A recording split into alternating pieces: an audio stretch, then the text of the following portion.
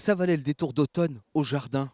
On est à Tréguier dans les Côtes d'Armor, les jardins secrets ici au centre Saint-Augustin. Allez, on va découvrir. C'est un jardin extraordinaire.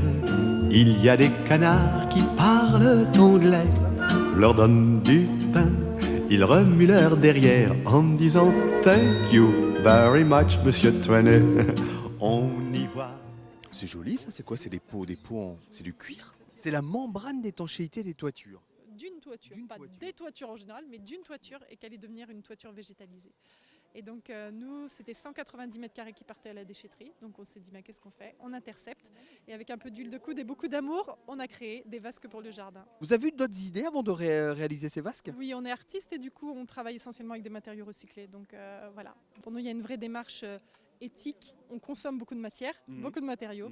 Et donc, comme il y en a déjà beaucoup à notre disposition, si on regarde un peu autour de nous, on apprend juste à changer notre regard sur les choses et à détourner la matière de sa première fonction. Et on obtient des choses tout à fait originales et créatives. Il en reste beaucoup?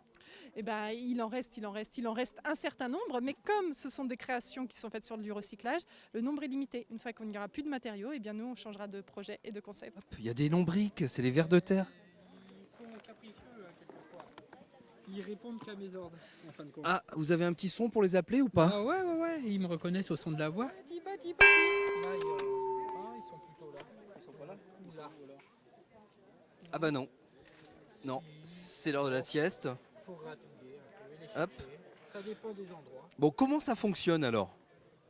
Eh bien, écoutez, le processus, il est vertical, de bas à remonter. Donc quand on met le lombricomposteur en fonctionnement, on va s'occuper du premier étage, le plus bas. On va le remplir de ses déchets ménagers, tout ce qui est fermenticible, et aussi bien le carton. La cellulose, ils adorent. On va bien remplir ce premier étage pour mettre quand même de la matière, parce que sinon il n'y aurait pas grand-chose. Et donc on tasse, et ensuite on passe au deuxième étage. Et on continue à monter le même processus, on remplit, on tasse, et puis on passe au troisième étage, et puis après on attend. On vous en met combien? 3, d'accord? Je peux les porter dans la voiture si vous voulez. Et en plus, aujourd'hui, c'est un prix, c'est moins 50% que monsieur vous fait sur le lombricomposteur. D'accord, vous en prenez 5. Alors on va prendre 5. 50 autres pourcents, c'est TBO qui les finance. Voilà, c'est ça, non? Oui, et la marmotte, elle met le chocolat dans le papier alu, c'est ça. Waouh, c'est joli ce que tu as fait. C'est quoi? C'est un fraisier qu'il y a dedans? Oui.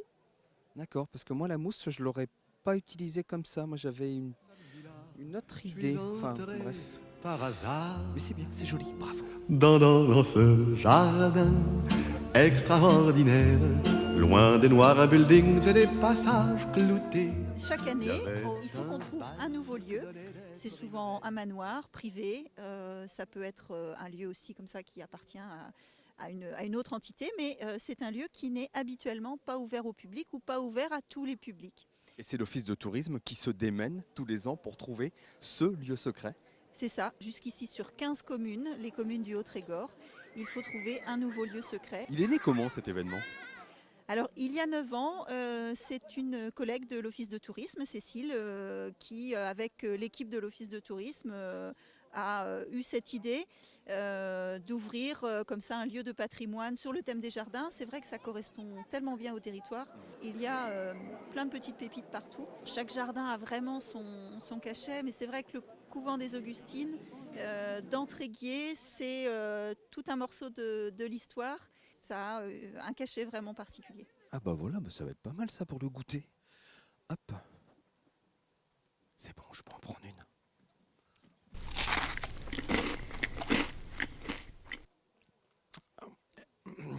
Un petit peu amer, mais ça va passer. Il faut savoir que quand vous avez un fruitier où vous mettez vos fruits, en principe, toutes les semaines, il faut asperger un peu d'eau dessus pour maintenir un taux d'humidité, d'hygrométrie, pour éviter qu'elles flétrissent. Vous les mettez dans un endroit à l'extérieur avec un petit toit, par exemple, mais ça permet de garder l'humidité de... Si j'ai bien compris, vous avez quasiment tous des fruitiers chez vous? Oui.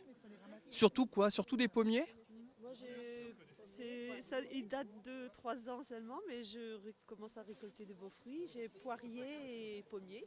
Et c'est important pour vous d'avoir des bons conseils comme ça? Ah oui, c'est très important parce qu'on fait des erreurs. Moi, je les ai récoltés, par exemple, mes poires, je les ai récoltés trop tôt. C'est ça, c'est l'une des erreurs les plus fréquentes, la récolte pas fait à la bonne période?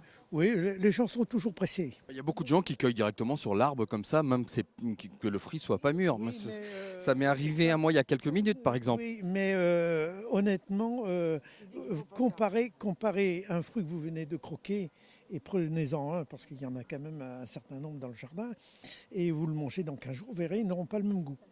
Ici, vous avez un autre fruit qui n'est pas de la région non plus, c'est un nashi. Donc c'est d'origine asiatique. C'est Parmentier qui a inventé le nashi. Nashi parmentier. Le nashi Parmentier. Complètement. Désolé. Il faut savoir que les jardins ici, dans cette région du Trégor, c'est quand même l'un des atouts importants dont nous disposons. On est à Tréguier, il faut savoir qu'autour de nous, on a différents jardins remarquables, les jardins de Cardalo, les jardins de Pélinac, les jardins du Questelic. Travailler autour de cette thématique, c'était une évidence. C'est combien d'exposants, c'est combien de visiteurs tous les ans? Alors bon an mal an, c'est 40 exposants, une quarantaine, et c'est un chiffre qui est en évolution constante, une évolution à la hausse. L'an passé, à titre d'exemple, c'était 3000 visiteurs payants. Au jardin secret, il y a aussi spectacle secret. Ça se passe sous le noyer en ce moment. On va aller voir et on se donne rendez-vous très rapidement pour de nouvelles aventures. Bonne semaine, ciao!